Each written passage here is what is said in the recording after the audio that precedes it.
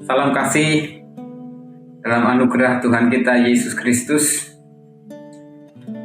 Senang menjumpai kembali Bapak Ibu sekalian, Bapak Oma, adik-adik sekalian dalam program Sapaan Gembala GKI Nerima. Hari ini dengan saya Pendeta Adi Cahyono, Selasa 22 Maret 2022. Masih dalam rangkaian seri Kitab Amsal, saya akan mengajak kita merenungkan firman Tuhan dengan tema orang yang baik, orang yang reputasinya baik. Nats yang saya pilih untuk kita baca pada saat ini dari Amsal 22 ayat yang pertama. Sebelumnya mari kita akan berdoa. Bapa di surga, kami bersyukur untuk segala berkat kemurahan Tuhan yang terus boleh kami rasakan.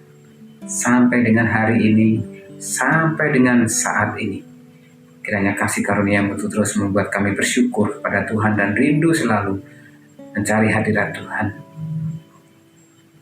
dan mencari kehendak-Mu untuk dilakukan, terutama melalui firman. Bersabdalah saat ini Tuhan, kami siap untuk menyambutnya. Dalam Yesus kami berdoa, amin. Demikian firman Tuhan dari Amsal 22 ayat 1. Nama baik lebih berharga daripada kekayaan besar. Dikasihi orang lebih baik daripada perak dan emas. Bapak Ibu dan Saudara yang kasih dalam Tuhan Yesus Kristus, apa itu reputasi?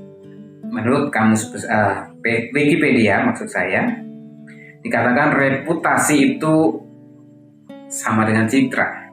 Reputasi atau citra didefinisikan sebagai a picture of mind, yaitu suatu gambaran yang ada dalam benak seseorang. Citra itu dapat berubah menjadi buruk atau negatif apabila kemudian ternyata tidak didukung oleh kemampuan atau keadaan yang sebenarnya.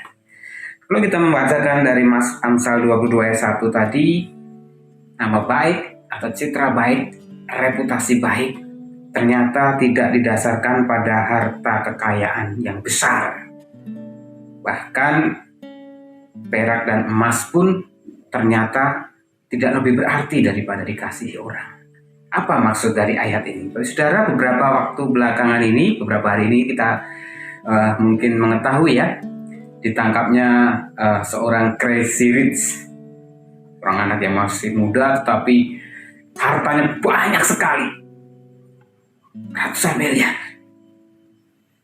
Ini diperoleh dari hasilnya membuat sebuah aplikasi penanaman modal begitu ya. Dan dia menggunakan uangnya itu untuk membeli mobil mewah, memamerkan kekayaannya dengan berbagai hal-hal yang sangat glamor. Tapi akhirnya apa yang terjadi setelah polisi menetapkan bisnisnya, usaha itu sebagai sesuatu yang ilegal, hartanya semuanya ternyata tidak ada artinya, tidak ada gunanya. Apalagi setelah tahu harta itu diperoleh dengan cara menipu orang lain. Tidak sedikit orang yang tertipu. Semoga mereka tidak ada di antara Bapak Ibu sekalian. Tetapi satu hal yang ingin saya ajak soroti Bapak Ibu sekalian, ternyata kekayaan itu bukan jaminan reputasi seseorang itu baik. Kelihatannya mobilnya mewah banyak, jalan-jalan ke luar negeri, perhiasan dan seterusnya banyak. Tapi ternyata harta itu diperoleh dengan tipu daya muslihat.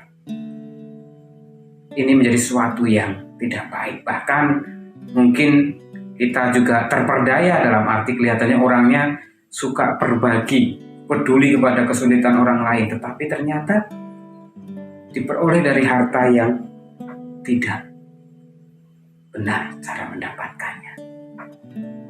Ini yang saya katakan Bapak Saudara sekalian, perlu menjadi perhatian kita.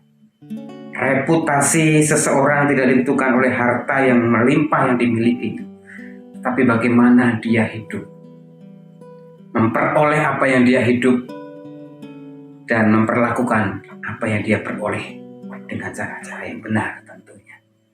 Bapak sekalian, saya mengajak kita lebih memperhatikan bagian kalimat tadi. dikasih orang lebih baik daripada emas. Tentu orang mengasihi kita, sayang kepada kita karena sikap, perilaku, tindakan kita kepada orang itu. Entah karena perhatian kita, entah karena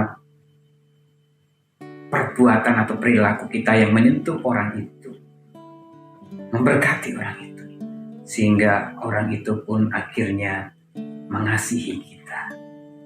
Katakan oleh pengamsal di sini, kasih orang lebih berarti, lebih berharga dari perak dan emas.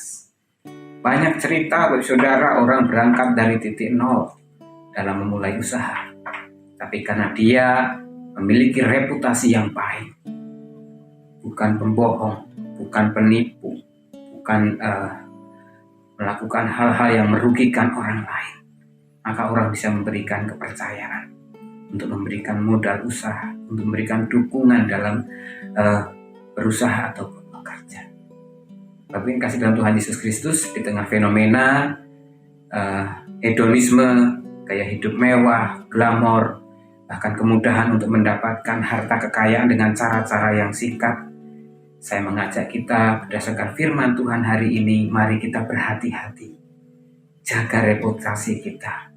Bukan hanya mengejar harta kekayaan, tetapi bagaimana kita berperilaku baik, menimbulkan kesan-kesan baik yang jujur, yang tulus, yang kudus, sehingga orang pun akan merasakan kebaikan itu, sehingga mereka pun mengasihi kita. Kiranya firman Tuhan hari ini menolong kita untuk terus menghayati, menyadari bagaimana sikap perilaku kita sebagai anak-anak Tuhan. Sampai bertemu dalam seri asal berikutnya, minggu depan yang terakhir. Tuhan Yesus memberkati. Mari kita berdoa. Bersyukur Tuhan kalau pada hari ini kami boleh membaca bagian firman Tuhan yang mengingatkan kepada kami akan realita kehidupan yang seringkali membuat kami terpengaruh, terprovokasi untuk berlomba-lomba mengejar kekayaan. Yang seringkali kami terperdaya, terprovokasi, bahkan menjadi sebuah mindset. Kalau harta banyak, kekayaan banyak, orang akan menjadi kagum, hidup akan menjadi lebih baik berarti dan seterusnya. Sehingga seringkali untuk mendapatkan itu kami juga bisa tergoda untuk melakukannya dengan cara-cara yang tidak benar, cara-cara yang tidak baik, yang menyakiti orang lain, merugikan orang lain, bahkan menipu orang lain. Bapak, kami bersyukur untuk kami boleh diingatkan bahwa reputasi dibangun baik bukan dibangun dengan banyaknya harta yang dimiliki, tetapi tindakan yang mau menghargai orang lain, menghargai sesama, yang mengasihi sesama.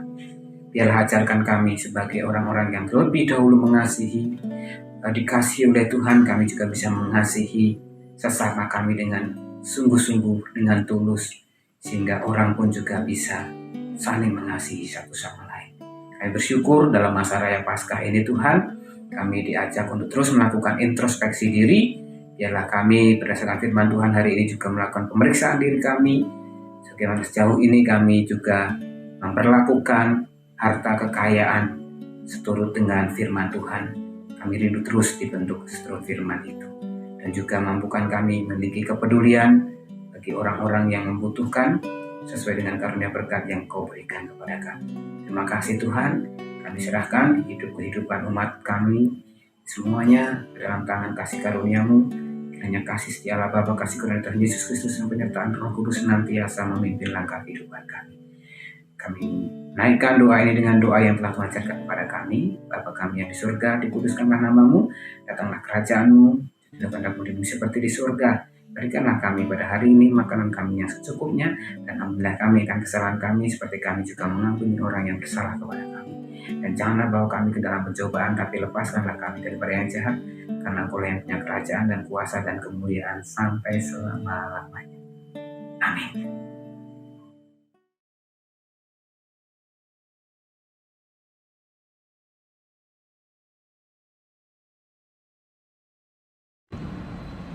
Menurut saya, aksi puasa Paskah merupakan kesempatan melatih diri untuk menahan hawa nafsu dan kesenangan pribadi, juga untuk menumbuhkan rasa kepedulian terhadap sesama yang berkekurangan.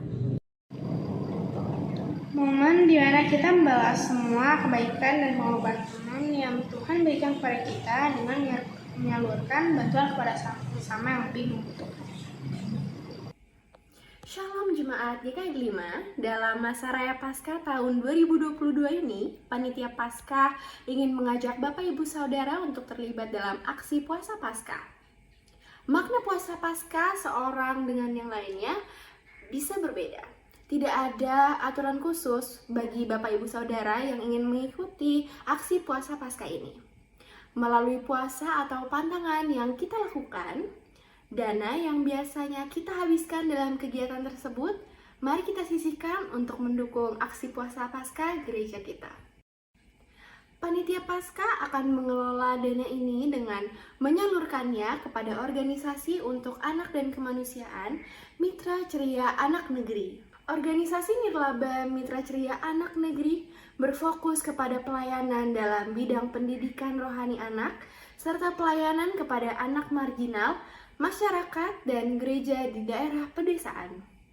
Organisasi ini memiliki program kerja antara lain penyediaan makanan bagi anak marginal, pemberian bantuan terhadap gereja di pedesaan, pelatihan guru sekolah minggu, pembagian sembako dan masker bagi orang yang membutuhkan.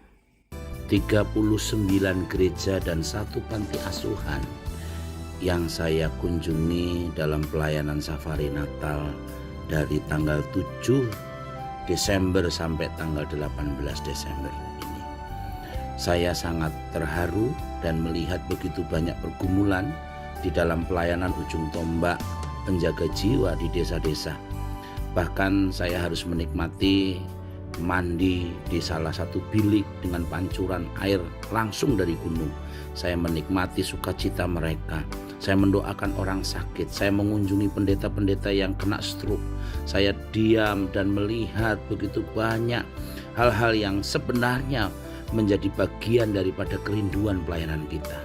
Ada satu gereja yang hanya didatengin oleh pendeta itu sebulan sekali. Saudara bisa bayangkan gereja itu seperti apa jiwa-jiwa di sana. Dan banyak hal saya menemukan banyak hal di ladang pelayanan ini.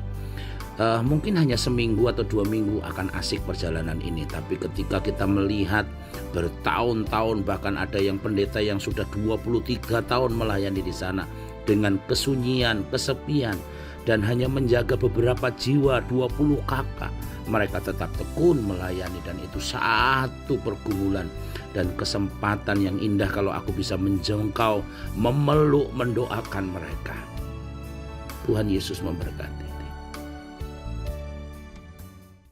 Untuk berpartisipasi, jemaat dipersilahkan untuk menyalurkan dana melalui transfer ke rekening GKI 5. Dan Bapak Ibu Saudara juga bisa memberikan amplop yang diberikan keterangan APP 2022. Selamat beribadah dan selamat menghayati masa Raya Paskah 2022.